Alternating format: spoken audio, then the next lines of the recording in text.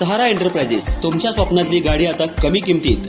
इचलकरंजी शहरालगत असलेल्या कबनूर चंदूर रोडवर कोन्नूर पार्क मधल्या सहारा एंटरप्राइजेस इथं पश्चिम महाराष्ट्रातली विविध बँका आणि फायनान्स कंपन्यांनी जप्त केलेल्या जुन्या दुचाकी आणि चारचाकी गाड्यांची विक्री केली जाते.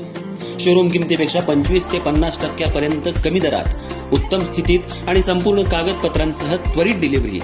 दुचाकी 20,000 पासून पुढे तर चारचाकी 50,000 पासून पुढे.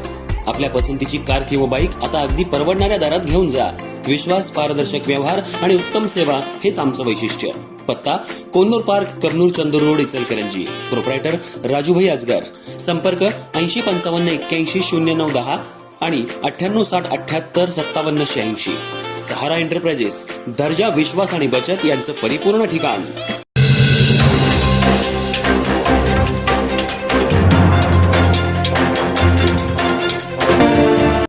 इचलकरंजी शहरात खर्चीवाल्या यंत्रमाग धारकांना मजुरी वाढ मिळावी यासाठी गेल्या 3 आठवड्यापासून आंदोलन सुरू आहे. काल काही आंदोलकांनी कापडाच्या पेढीवर आणि घरावर दगडफेक केली.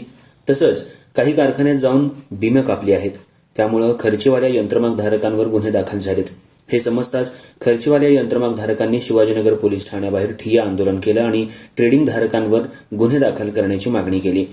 जिल्हाधिकाऱ्यांच्या कार्यालयाबाहेर उपोषण सुरू करणार असल्याचंही सांगितलं. तसंच उद्यापासून आंदोलन तीव्र करण्याचा इशारा आंदोलकांनी दिलाय.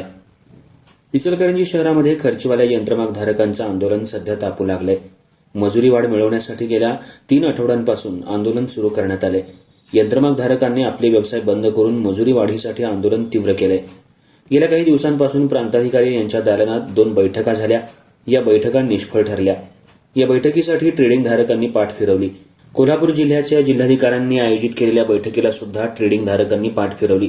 त्यामुळे संतापलेल्या खर्चीवाल्या यंत्रमाग धारकांनी माजी अध्यक्षाच्या घरावर दगडफेक केल्यामुळे काही आंदोलकांवर शिवाजीनगर पोलीस ठाण्यात गुन्हे दाखल झाले. तसंच दत्तनगर परिसरामध्ये काही यंत्रमाग कारखान्यात जाऊन बिमे कापल्यामुळे त्यांच्यावरही गुन्हा दाखल करण्यात आलाय. याची माहिती आंदोलकांना मिळताच सुमारे 250 ते 300 खर्चीवाल्या यंत्रमाग आंदोलकांनी शिवाजीनगर पोलीस ठाण्याबाहेर ठिय्या आंदोलन केलं. आमच्यावर खोटे गुन्हे दाखल केलेत. ज्यांनी गुन्हा केलाय त्यांच्यावरच गुन्हा दाखल करा. ट्रेडिंग असोसिएशनचे पदाधिकारी बैठकीला येत नाहीत.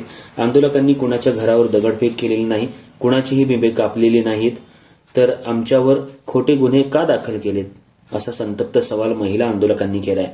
त्यामुळे इचलकरंजी शहरातील शिवाजीनगर पोलीस ठाण्याबाहेर संतप्त आंदोलकांनी ठिय्या आंदोलन केलं आणि घोषणाबाजी केली. खासदार, आमदार या आंदोलनाकडे लक्ष देत नाहीत. येथील मारवाडी समाजाला पाठीशी घालतायत. त्यामुळे खर्चीवाल्या यंत्रमाग धारकांना कोणी वाले आहे का नाही? पण आमचं आंदोलन आम्ही उद्यापासून तीव्र करणार आहोत. कोल्हापूर जिल्हाधिकारी कार्यालयासमोर उपोषण आंदोलन करण्यात येणार आहे.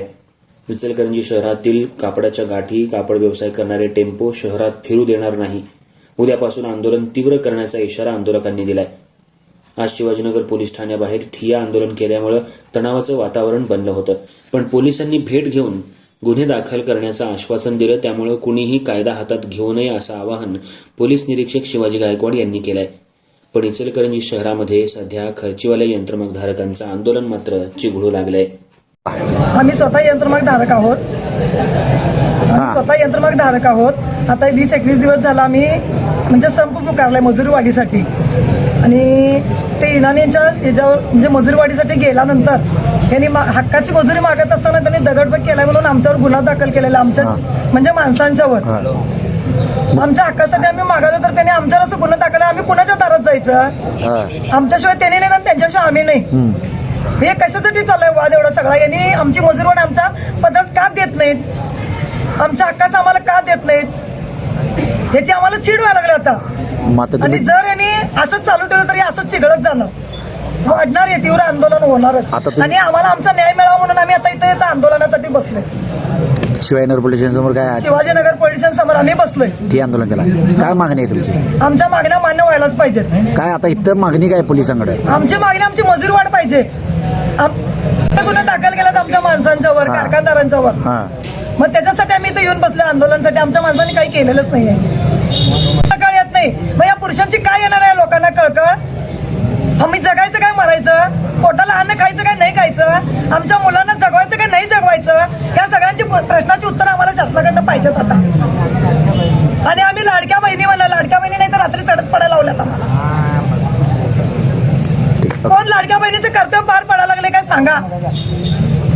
फक्त मनाला फक्त लाडकी बहीण आहे काय, पण कुणी लाडक्या बहिणीचं कर्तव्य पार पाडत नाही आणि कुणी बायकांच्याकडे बघत आपण झालं.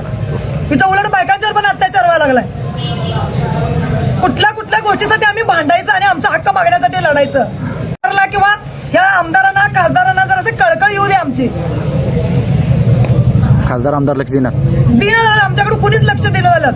खासदार पण देणं, आमदार पण देणं आणि व्यापारी लोक तर चुकून पण देणं झालं.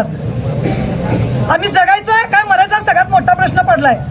आता सध्याला माझी वैयक्तिक स्थिती मी सांगा म्हटलं तर सांगतो. माझा भाऊ मरून आज 1 महिना झाला. माझी मनस्थिती इतकी वाईट आहे की मी तरी सुद्धा या माणसाच्या बरोबर माझ्या